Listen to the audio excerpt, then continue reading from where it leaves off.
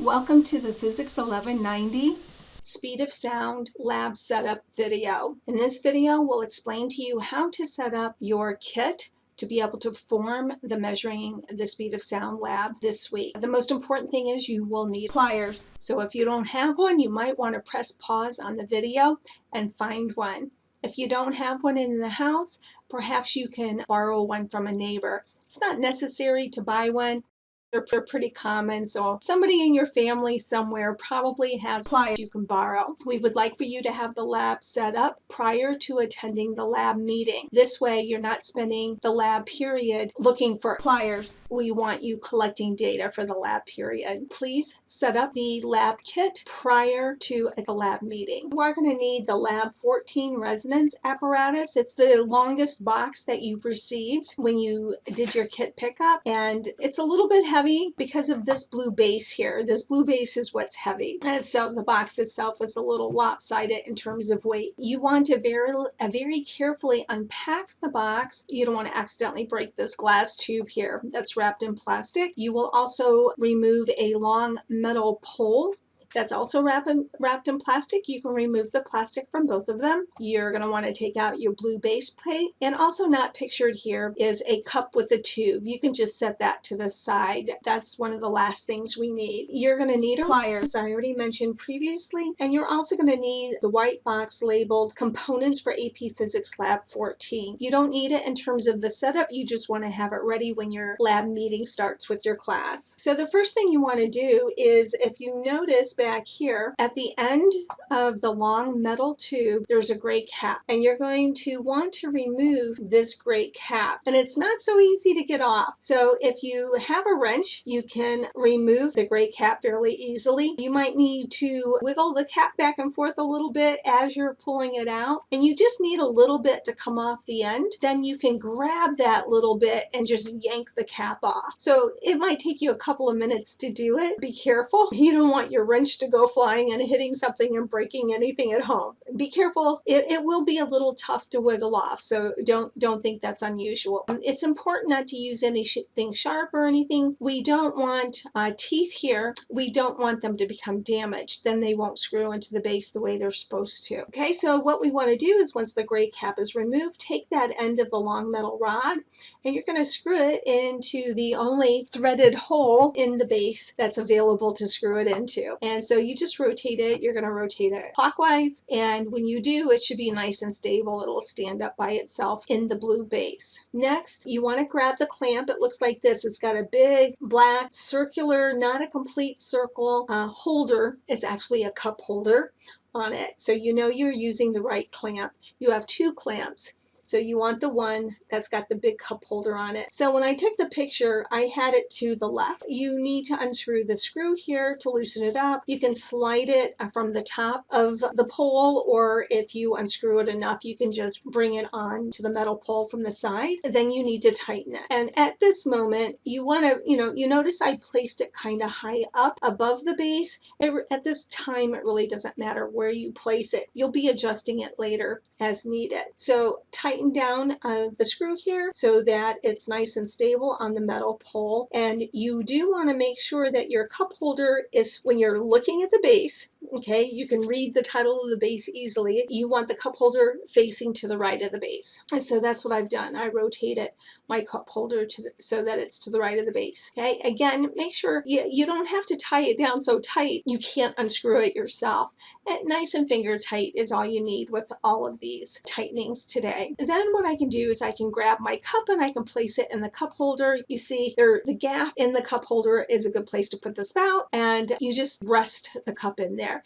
And we don't need to do anything else with the cup for the moment. And the tube will be under there, but don't worry about the tube right now. So the next thing we want to do is grab the second clamp that you have, and you're going to place that clamp around the glass tube. Okay, now once once you have it around the glass tube, hold on to it. We don't want to accidentally break this tube. That's what's important. So we want this tube to always be nice and stable and secure. At the bottom of the glass tube, you'll notice there are two nipples, a very short one at the very end and a longer one protruding from the side. The very short one at the end is going to insert into the base, your blue base here. It won't hold the tube up, so don't just place it in there and walk away and think it's going to hold the tube up. It doesn't. The only thing that this nipple and this hole is going to do is it's going to prevent the tube from sliding around once it's clamped. So keeping that in mind, what we want to do is take the other end of our clamp and we want to place it onto the metal pole above our other clamp. And so unscrew it enough to where you can slide it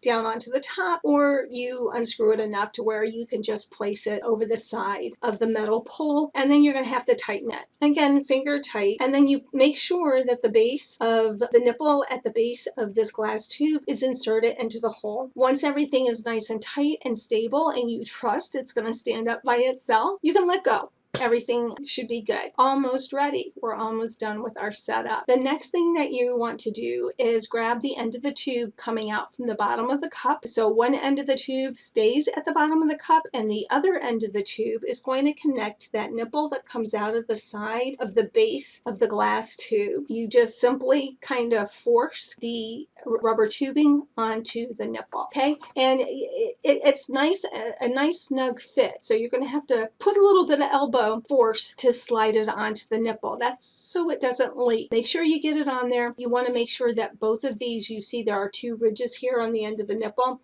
You want to make sure that you cover both of those ridges at minimum. So the last step is basically what you're going to, preparation for class. So you have your resonance apparatus completely set up and you're going to need approximately 2 cups of water. Okay, so you can just have that in a jar or a pitcher, have the water available to you before class starts so we don't have to wait for you to go get the glass of water. If you want to go ahead and pour the water into the tube now, that's fine. You can do it, but I wouldn't leave the water in there like overnight or walk away from it or something. And the reason why is that we don't know how well the tubing is working for you, how well connected it is to the base of the glass tube. I wouldn't want you to come back and see a pool of 2 cups of water all over a nice floor. You can go ahead and test it, but then remove the glass tube, pour the water out, and then reconnect your setup. Otherwise, just wait until class starts. The water does not go into the cup. This is really important. If you pour the water into the cup, you're going to create problems and you're basically going to have to dump everything out and start over. I wouldn't want you to have to waste your time doing that. Please do not put the water in the cup. The water goes into the glass tube. If you pour water into the cup, you're going to get air, which is a gas, trapped in the line, and it's going to prevent good measurements. You can end up creating other issues as well that we don't want to encounter during the lab. Do not make the mistake of pouring the water in the cup. Pour the water in the glass tube.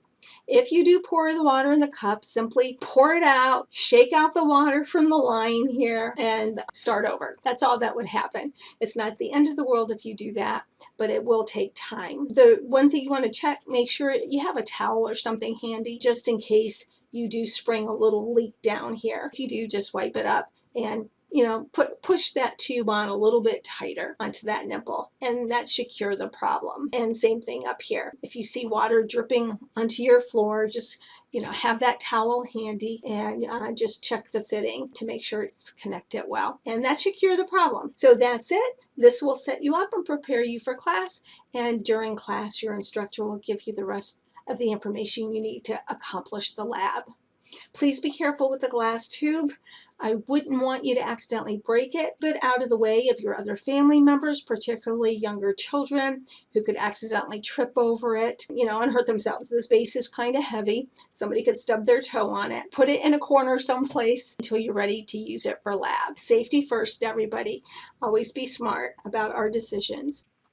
And one final note, have this particular box out of the boxes you picked up ready for data collection during lab. So these are the components of the box. You'll see there are 3 tuning forks, There should be a ruler, this little white box, a mallet, and a thermometer scale. You can use this thermometer scale if you happen to have a digital one at home. Feel free to use that. We're going to be measuring the air temperature. It doesn't have to be moved. If you have a smart scale or something like that in the same room where you're collecting data, you can use the number off of that. If it's not in the same room, you're going to want to use this thermometer.